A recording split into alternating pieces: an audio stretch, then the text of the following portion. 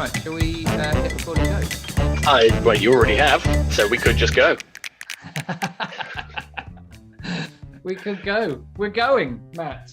Oh my goodness. It's series 1, officially and formally. Are we going to go for a go? We've gone.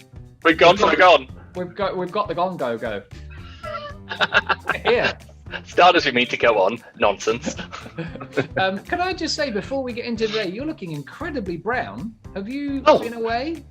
No. Oh, no. I've been in the Costa del Clapham, and I turned 40 a few weeks ago, as you know, and I've been stringing it out and had parties every weekend, basically. Well, really just an excuse to see people we haven't seen over the last year. And the weather over the last couple of weeks has suddenly just popped. And I do use SPF like a responsible 40-year-old, but I do also pick up the sun. So, it's win-win. I mean, comparatively on the screen, I'm not so comfortable. I look pretty much, anemic, really. It's pretty pale.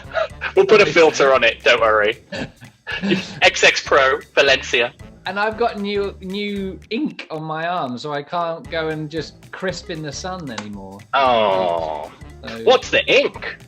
What's the meaning? Tattoo. What's the picture? It's just cool words for tattoo, Matt. That's what it means. You wouldn't know you're 40. When people say they've got ink, it means they've got a tattoo. Oh, right. I thought you were talking about a pet squid or something.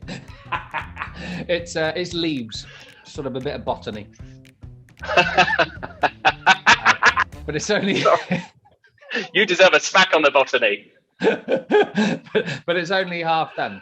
Right. I intended to get a half sleeve, right. And then she started doing it, and I forgot how much it frickin' hurt. So half sleeve is not happening anymore. Just a couple of extra little bits, and we're done. Right. Heroes in a half sleeve, turtle power. Right. That's it. I might have misremembered that. So it's episode 1 of series 1, lovely ring to it, and we're talking about happiness. I couldn't be happier. My favourite topic. Look at us, laughing, jolly, frivolous, happy. Not a care in the world. No. It works especially well. No, we do have cares in the world, and I don't know what I was going to say. You can edit that bit out. Yeah. Would you? But actually, I do believe that happiness, if I say it's a choice, people will write in and be furious. But I think you can... Let them. Yeah, fine. I think you can do things that give you the better chance of choosing happiness. How about that? Sure. Yeah. I would. Happiness is a choice. I think that's fine. I think there are influential factors. Obviously, you have to be a little, broad. I think you can be really juju. No, not juju. Woo woo. That's the one. You can be really woo woo about these sorts of broader terms, like choosing happiness or think yourself thin and all that kind of jazz. But the reality is, you have to be a bit realistic about stuff like that. And sometimes you don't wake up. If you want to be happy, you just don't feel it, and it's really difficult to get there. But you're right. The point is, you can choose to at least try to feel different or behave differently, and your behavior in turn influences how you feel. So I think let them write in. Good. I mean, any correspondence is good correspondence. That's what they absolutely. say. That's what they say. Uri Geller used to say he doesn't care what people write about him. He just measures the column size. Did he really? Yeah. And isn't that a great way to think about publicity generally? I mean, care. The bigger your name, the better, which is why I'm thinking of changing mine to fire exit. Now, oh my God. And it'll always be in lights. But happiness as a concept, I think, is interesting, and as a construct. And I think it's a really interesting thing for us to talk about as the first, first part of our human podcast. And we should probably reiterate here that we're going to explore over 23 episodes. That 23. I can tell you by 21 and a half, there won't be much happiness left. The lawyers will be involved by then. Absolutely. As we limp to 22 and 23. 23 is because of 23 chromosomes, generally, in the human body. Pairs of chromosomes. Pairs of chromosomes, sorry, doctor. Not 23 chromosomes. I was looking into this. They have named each one, and that's why we're going to follow that with each episode. So happiness is number 1. Yes. Being able to enjoy trampolines is number 2. Yes. Forgetfulness is number 3. Number 4 is knowing the difference between human food and dog food. Right. Number 5 is forgetfulness. Number 6, I might have been going off topic here. I'm sensing you might have made these up. Well, one day they'll be recognized. Damn it. So yeah, I think happiness is a great place for us to start, because it's the one thing I think that people are living for. So there's a very interesting experiment you can do. I wrote about this in my book, Flip the Switch, still available. I wrote about it. It did win an award. Can we just get on with this though, Matt? We need to not focus on. Are there any signed copies available? There are at jezroshop.co.uk. But please, can we not keep going on about it? So there's a lot of signed copies available, I'll be honest. Boxes of them. So if you keep pushing people and asking people why, so why are you doing this? Why do you go to work? And then whatever they answer back, you ask why, and then whatever else about you ask why, and you keep asking why. What you ultimately get down to is you channel deeper into people's drives and desires and what it is that is encouraging them to behave, to do the things they do. Why do you go to work? To earn money. Why do you earn money? Because I like buying stuff. Why do you like buying stuff? Because it keeps I like to show my children that I love them. Why do you like to show children? And it eventually gets to be happy. And it seems to underpin almost everything we do. And you don't necessarily consciously think in the morning, oh, I need to do that to be happy. But the innate, almost hidden driver in us is the desire to be happy. And I think that's incredibly powerful, Matt. And the really, I mean, humans are bonkers anyway, all of us, without fail. But the really bonkers thing is so much of the bad things we do for ourselves all also go up that why chain to be happy. Sure. So why am I stress eating? Oh, to be happy, even though logically it's not actually making me happy. Yes. But in that moment it is. And that's still, it's a strategy for happiness. It's not a good one, but it obviously can trap people. But yes, I think everything, regardless of whether you can logically step back and say, oh, this is good or bad or indifferent, everything I think is to make us a bit happier. Well, see, this is really interesting because we could get really carried away and deep about this. And I think the point about this podcast is that, it's not just about exploring concepts. It is about offering and giving to our listeners as well. And we're going to come to that probably a little bit later on in this episode. But when I, quite a few years ago now, I did a TEDx talk in Milton Keynes about reciprocity. Sorry, have you dropped something? Well, so you can watch it, as millions of others have. You're late to the party. But the point is that I wrote because it can only be a short period of time, TEDx talks, 8 or 12 minutes or whatever they are. And so I had to think about how to get this concept into a really tight period of time. And I was talking about reciprocity and how when we give something, we often expect something back, but that something back can be through the act of giving. So, when you donate to somebody, yes, you're giving them £1 or 50p or whatever to help, quote unquote, the cause. But actually what it does is it gives you a sense of goodness, a sense of happiness as well, like a fulfillment. So there's this sort of feedback loop. And one of the things I challenged then, which is an interesting thing to think about now, is do we give because actually it's a selfish act? It makes us feel good. Yes. And so your point, which I think is really interesting, is why do we do the things that we do? Is it about actually just making sure that we continually put in the happy bank, but it's become an innate subconscious behavior thing for us to do? Because what's happiness? Yeah. Well, happiness for me is a byproduct. And this is where I think people fall down. And actually cut to Beyonce's Pretty Hurts video, which is an amazing song, amazing video. And she's in the start of it, she plays a beauty queen. I am going somewhere with this. Okay. And before the song starts, she's interviewed by Harvey Keitel, and he says, Miss Third Ward, what's your ambition, your life ambition? And she goes, oh, my ambition? To be happy. And then the song starts, and I just got goosebumps because it's an incredible song. But I think that's... How does it go? Pretty hard.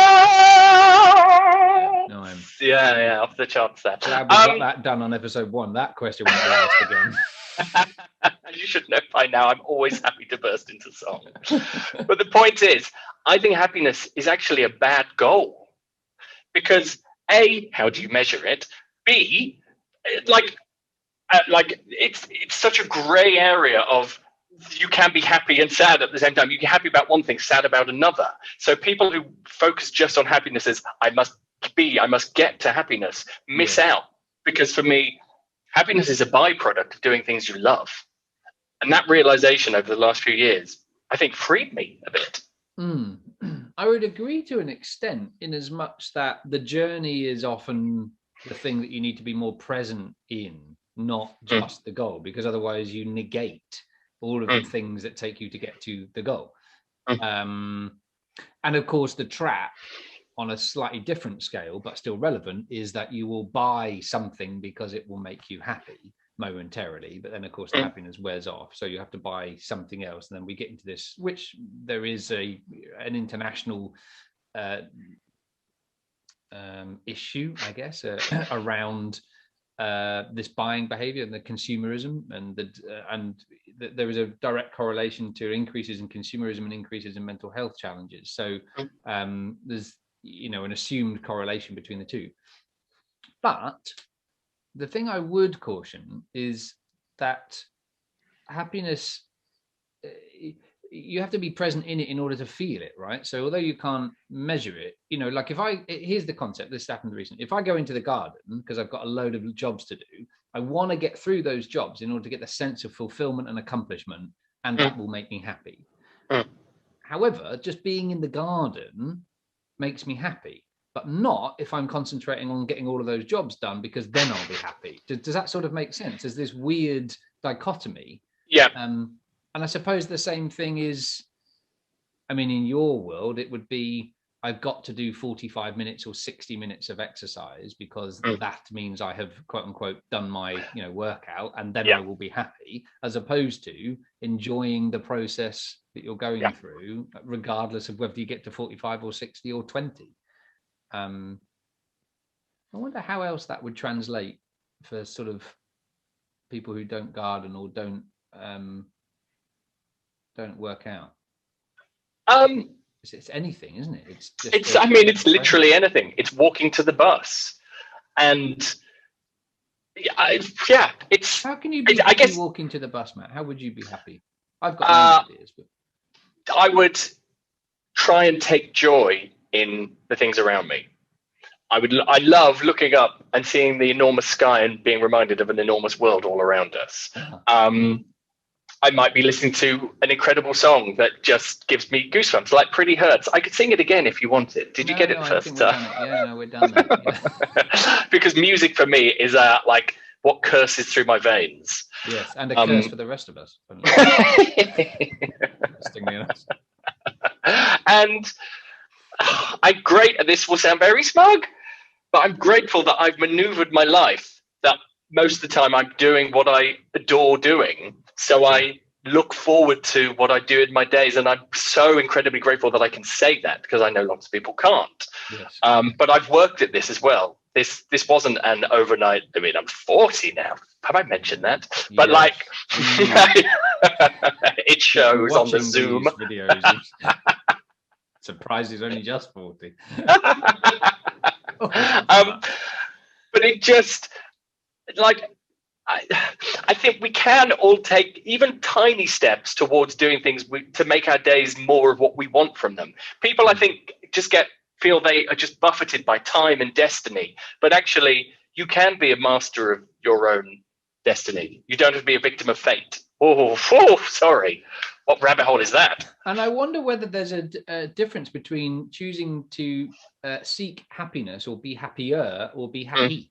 Because yes. Actually, I like that. You were in a job that you didn't enjoy, or in a place of life where you didn't enjoy, and hearing your comment just now, people might think, oh, do you know, I'm not in that place. I'm not in a space where I love what I do, and life feels great.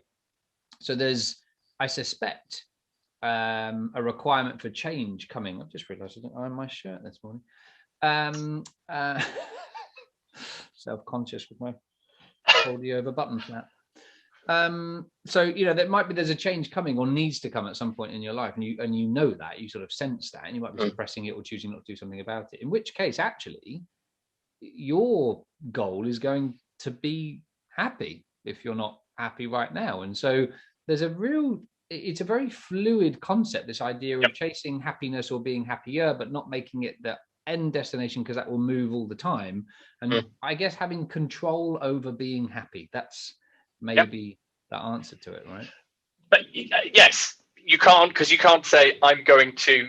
There isn't a verb to happy yourself. Yeah, you have to do something to create that happiness. Yes. So if you are in a situation you don't love, you're right. It isn't to be happy; it's to be happier. Because to be happier can happen instantly. Yeah. You can do something, baby steps, and tiny and small, just to change your perspective, your worldview, even by 1%, and that can be a little lift, like smiling. What would you do to enjoy your walk to the bus? You said you had some ideas. Oh, sure. I mean, similarly, it's not necessarily about the physical act of walking to the bus. So it could be something in my own mind, it could be thinking about something or an idea or designing a room, or I don't know, thinking of some jobs I've got to do that tidies my head up a little bit, or it could literally be just really deep breaths because it smells amazing outside, or the feeling the sun on your face. So if you've got two sides of the path that you can walk on, literally, not metaphorically, I'm choosing the one that's more in the sun rather than the shade, because I know I'll feel that and it'll make me feel amazing. So it's about sort of conscious engineering and thinking, okay, this is the space I'm in. Is there a way that this space will give me more happiness? I often do that. If I'm in a room, I'll sit more towards a window. If I can consciously go do that, I want to be nearer the outside space rather than stuffed in a corner next to an aircon unit. Or being, I guess, wanting to be happier sometimes is about being a bit selfish, isn't it? It's about knowing what you want and who you are and what will make you feel happier. For this reason, because I'm a big tea drinker, I often travel with a tin of loose leaf tea, just a little travel tin and a little diffuser, because loose leaf tea is so amazing compared to the terrible tea that is often served in most places, that I know that will make me happier rather than miserable, because having a cup of tea is such an important part for me. So is that selfish? I'm going to question that. Like, choosing to be happy is selfish, or can be selfish. Is it really? Isn't it the most important thing in the world? Because if we all were happier, the world would be a better place. Oh, sure. I don't think that being happy is selfish. I think it's the acts that will make you happy. Sometimes you need to be selfish in order. So for example, stupid example, but you go into a conference room and there's chairs everywhere. You say, well, I'm going to have that chair. I'm going to have that chair next to the aircon unit because I want to feel lovely and cool. Right. So that's a slightly selfish act, in as much you're not saying, oh, would anybody else does anybody else need to be near that? You're saying, I'm going to sit there because that's going to make me happy. So I mean, that's a terrible example. But the intelligent listeners will be able to pick that apart and think, my word, there's a profoundness in I mean, aren't they all, Jez? Aren't they all? Well, exactly. So I guess what I'm saying broadly is, if you think that you've got to do something that you feel is selfish, but it's going to make you happy, the ends justifies the means. Yeah. Therefore, it's not selfish. Yeah, perhaps so. Does it negate that? Can we pick an easier topic for? Yes, dogs. But I guess at the sort of end of all of this is that happiness has a massive effect on us, how we feel and how we think as well. We know that if we are happy, and happiness is often about core needs in our life being met as well. It's about the environment that we live in. If we're cold because the heating's broken, and if we're not feeling loved or validated because we're in a relationship that isn't, a healthy one, and if we don't feel safe at work because there's talk about redundancy, all of those things affect our core, very important needs that we have within our life as an individual. And so we won't be able to function of being very happy. So it does start, I think, with taking a good look around you, knowing who you are and what you need, and ensuring that those are being fulfilled. Otherwise, of course, you're not going to get happy. No one's going to give it to you. It's not going to be found in a chocolate bar or at the bottom of a glass or, on ASOS or with a credit card. It is about the things you have in your life, right? Absolutely. But I would say, I think you might not be giving people the credit they deserve. Yes, like the threat of redundancy or anything of the examples you just gave, that implies, and I guess it is the case, that thing that's in danger, the job, for example, is the only thing they have in their life, versus I like to think people can take a step back. And of course, redundancy, absolutely, obviously, a pressing stress that people have to deal with. But do you not think that people can compartmentalize their life and see, well, okay, that's not going well, but actually, I do have other things in most cases? No. Right, next topic. Next question. No, because what we often see is that one small element of your life can create underlying stress, right. And stress bleeds into other areas of life, and that tension builds and builds and builds, and you're not aware of it until someone says you're getting very snappy, or you're not as fun as you used to be, or you've lost your spark, or whatever the way that the stress manifests. So I mean, nothing's black and white, right? It's not, so divisive and clear like that, unfortunately. And it's different for everybody. And some people might be able to say, do you know what, work's not going so well at the minute, but I'm going to let my hair down and have some great fun this weekend, or I'm going to have lovely and fun in the garden. I'm not saying it, one tiny part of your life is going to impact everything else. But what I am saying is that all of those areas of our lives, or regular areas of our lives, are feeding into our core needs. And when we have core unmet needs, that will impact how happy we are and whether we're able to experience happiness freely and readily. That is true, I guess. No, I guess that is true, because then it might impact how other things you do normally enjoy, and you might only enjoy those things at 70%, for example. So no, sure. You are, sure. I concede, good point. And that's my point, coming full circle, about sometimes it's about being happier, not happy. Yep. You might say, well, no, I'm relatively happy. But if happiness is really fundamentally important, how can I be happier? Well, that's a case of pressing pause on your life, taking a sit back, taking yourself away somewhere and letting your mind wander and think, okay, what are the bits in my life that I probably need addressing, that are sort of low-lying stresses or core unmet needs or whatever. And suddenly we're happier, and we're not the irritable person that everyone's taking a mickey out of, and we're not the person that socially everyone's looking at while they have a major meltdown in the middle of Sainsbury's and everybody else is sort of poking fun at them. And I'm thinking, you poor person, what's going on in your life to get you to here? When people are angry at me, or they're dismissive or nasty or just plain, rude humans, my first thought is always sympathy. And I think, oh, it's a real shame that you don't feel great today, because I feel amazing. And I wonder what's going on in your life that's made you feel, terrible. Anyway. You have a jingle, don't you? Am I allowed?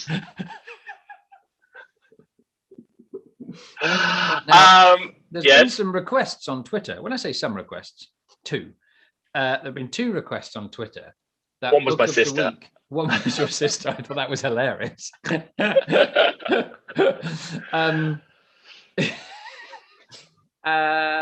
For a jingle for Book of the Week. Like the Waterman brothers, Waterman and Boyles, you you write the theme tune, you play the theme tune. Yes.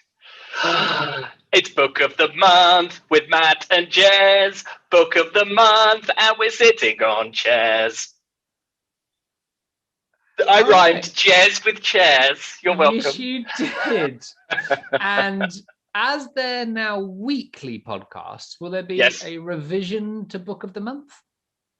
Well, yes, Jess, thanks for asking. They're only going to be 1 minute apiece so we've got to be snappy, and I know we're both quite verbose humans, so we're going to have to rein it in. No, I was referring to the title in the song, Book of the Month. A slight oversight on your writing. What even is time? It's a concept to be thrown out the door and set on fire. That's what I think. Yeah, fine. Book of the week. We're sitting on chairs. Whatever. Who even Yada is yada Tim yada. Rice? All right. So Yeah, we'll aim for a minute each. okay. Do you want to go first, or shall I? Up to you, Matt. You sang the theme tune so brilliantly. Why don't you go first? Okay, great. Just before I do get to mine, I actually had a revelation because I was thinking, well, this is Happiness Week on the pod. It needs to be a happy book.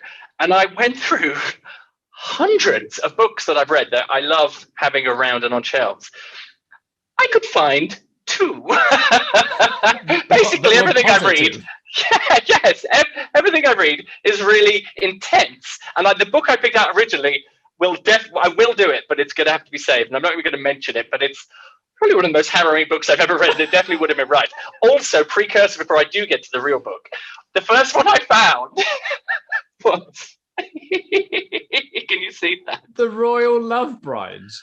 101 Things You Didn't Know About the Royal Lovebirds, Fergie and Andrew. Why have you got that in your flat? It was given to me at a wedding by everyone got a book from a secondhand store, and the bride knew I'd love this. And 10 years later, still got it, and Amazing. It's written by Talbot Church, the man the royals trust. Oh wow! Trusted him so much he wrote a book about all of their inner secrets. Yes. So great book.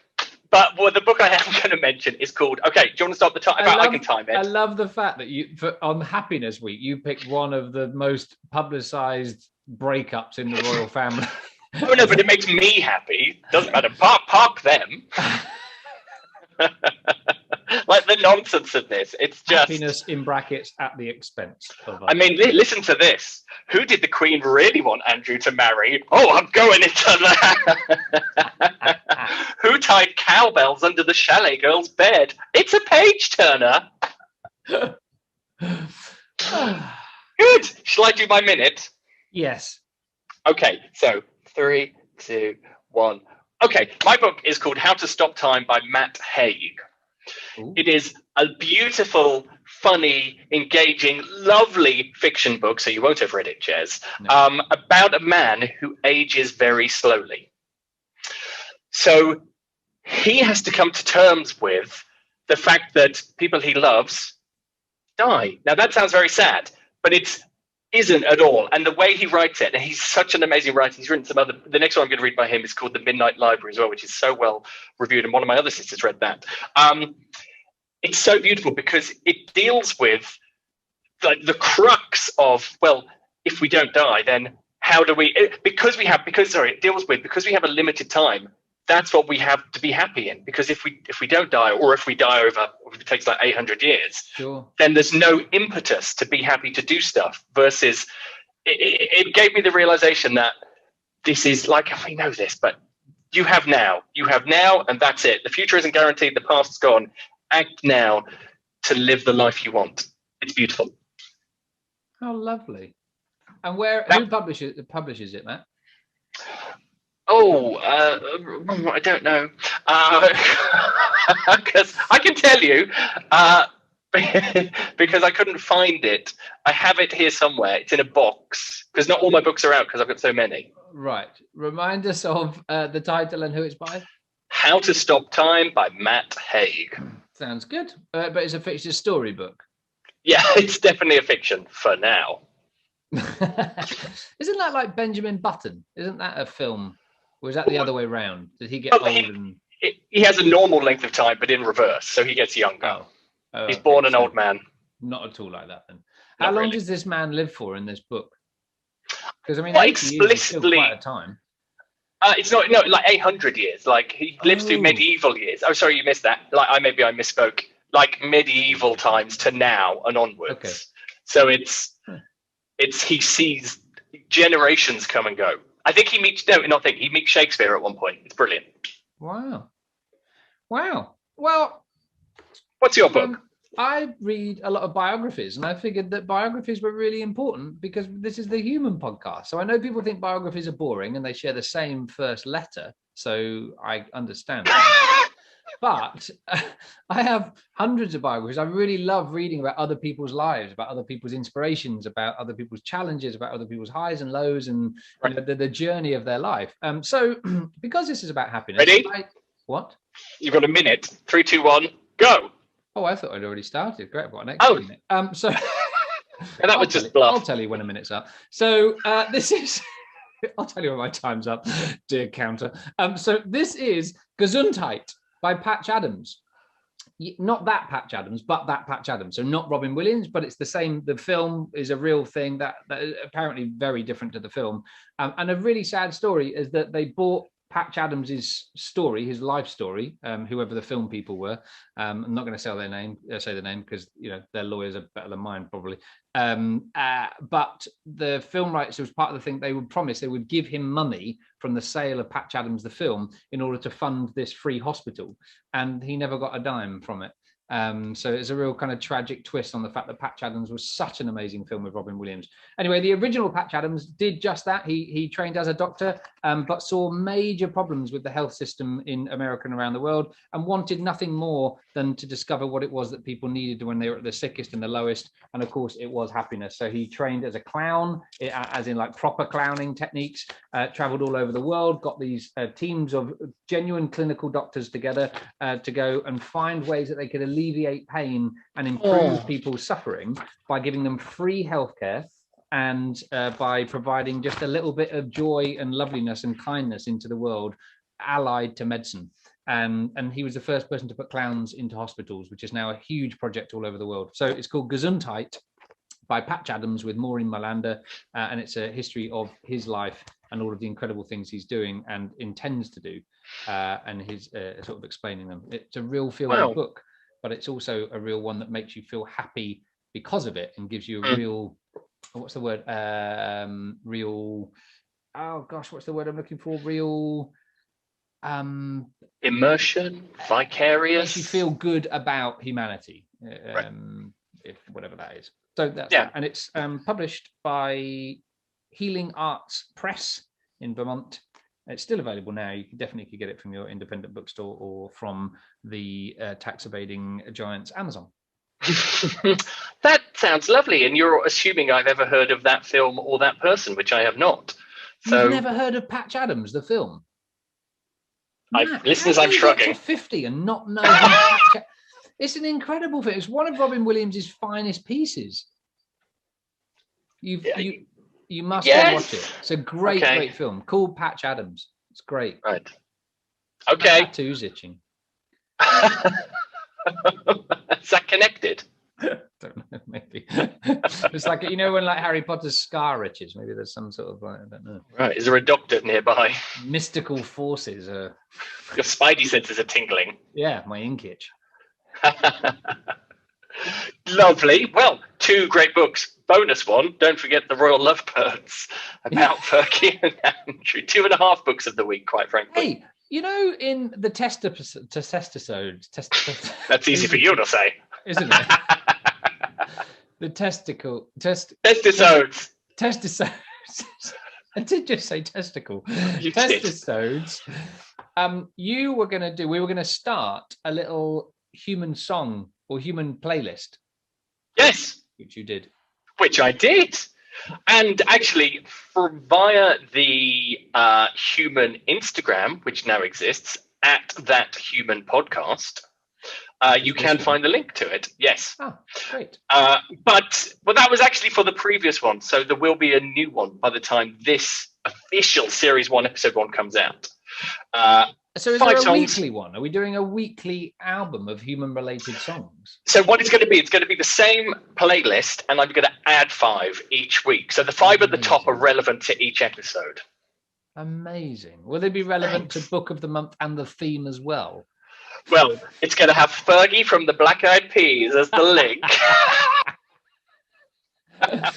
Listeners, it is not. I love being a human. Oh, so do I. It's great, isn't it? So, touching back on happiness quickly. Yes, I love it when you touch my happiness. What is it? As the door to your office bursts open and your other half What was that? What's going on in here? He's not like a Victorian mill owner. He's French. Show me on Pikachu where the man touched you. I was, for those people who are listening, there was a Pikachu bear in Matt's office, sat behind him on a little shelf, and it looks a little bit like a Touch Me bear.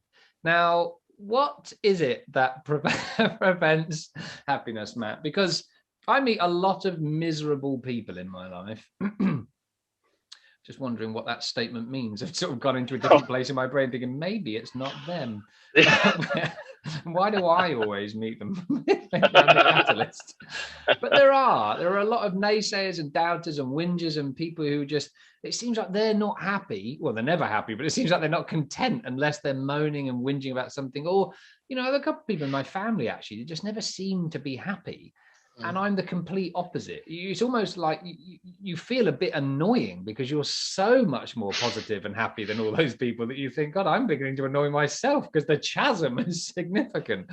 So do you think that there are things that listeners can do and that we can do too, that we can avoid because they prevent us from feeling happy? Oh, before I answer that, can I just say, like, and I'm not trying to teach you how to suck eggs, but your comment when you said earlier about when someone's angry in a supermarket and your gut response is sympathy,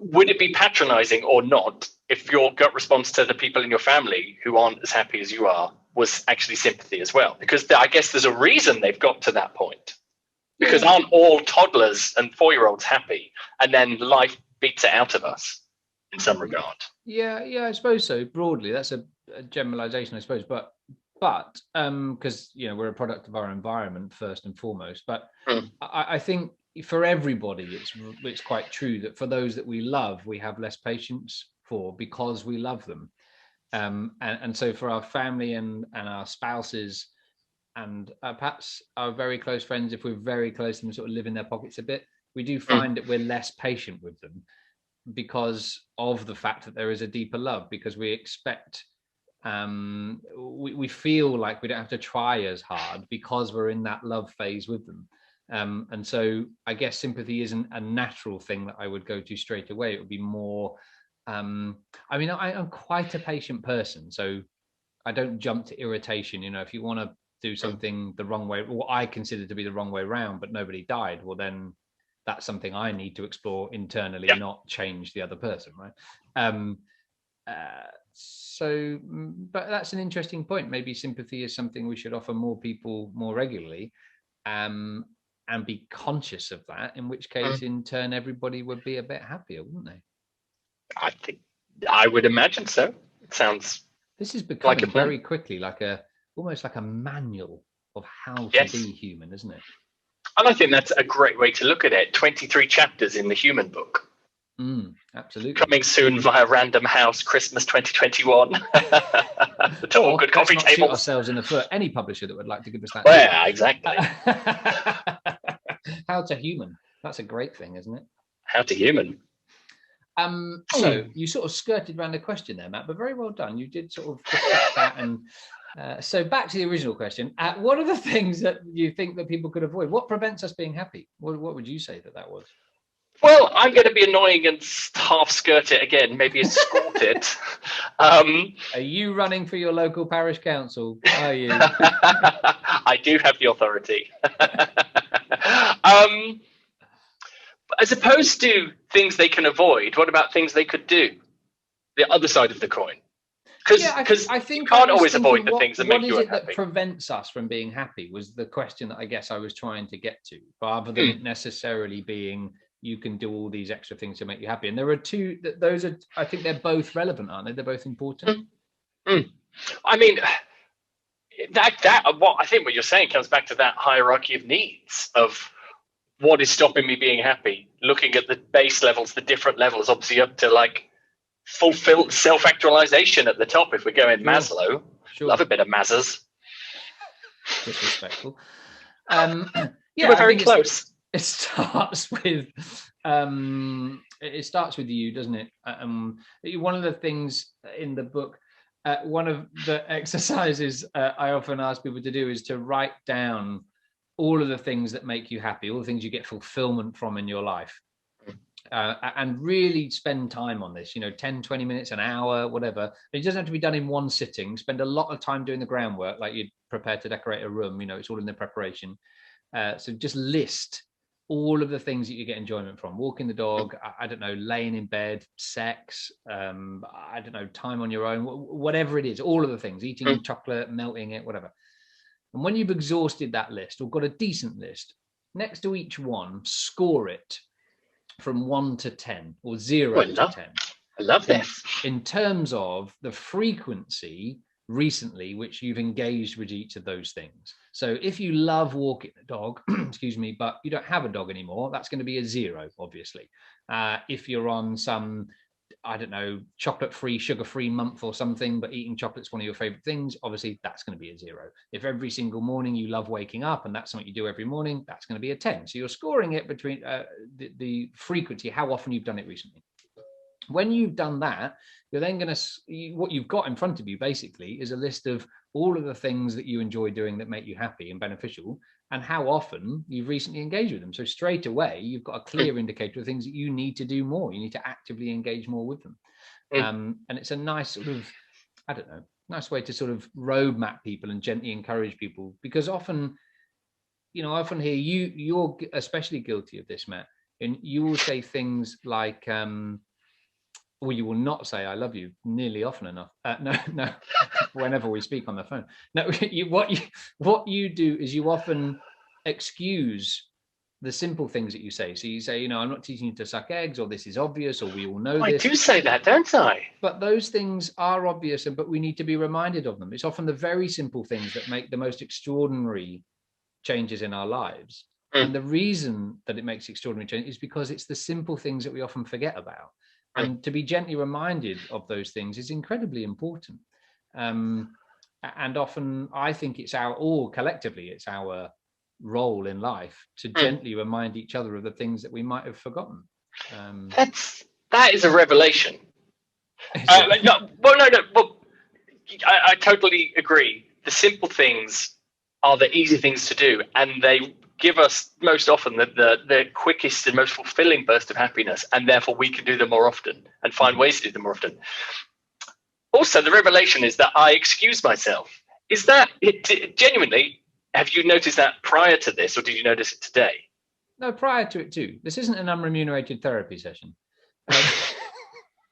No, prior to it, you do it a lot. And there will be a number of different reasons why you might do that. And you might do it because of well, that's not for here. It doesn't matter why. We can talk about it. We can talk about it separately, but you can tell me about your childhood while you're laid down on a couch.